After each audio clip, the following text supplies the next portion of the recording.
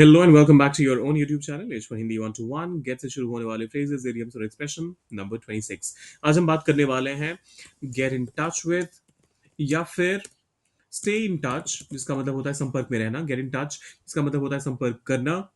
So stay in touch.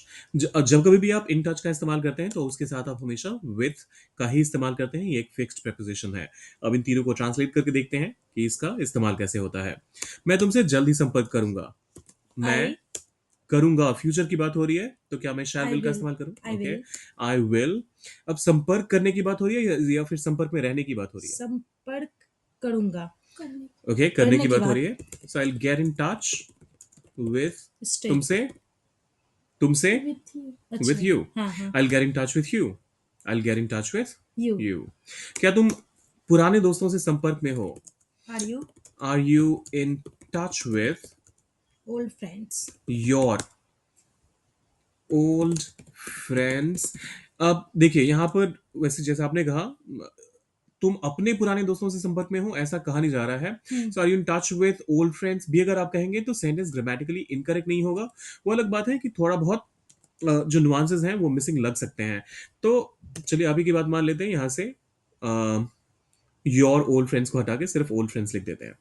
हम एक दूसरे से संपर्क में रहना चाहिए। We should we should. चाहिए तो हमने कह दिया, संपर्क में रहना। अब यहाँ संपर्क करने की बात नहीं हो रही है, गेट इन टच विद का इस्तेमाल नहीं होगा यहाँ पर। हाँ आप रहने की बात कर रहे हैं। So stay in touch. Stay in touch stay नहीं, stay. We should stay in touch with, एक दूसरे से। We should stay in touch, बस इतना ही काफी है। एक दूसरे से के लिए अगर आप अलग से ट्रांसलेट करते हुए लिखेंगे we should stay in touch with each other, तो वो रिडंडेंट साउंड करेगा। एक ही चीज को ऐसा लगेगा कि बार बार कहा जा रहा है। तो उस चीज को अवॉइड कीजिए। We should stay in touch, इतना ही काफी है।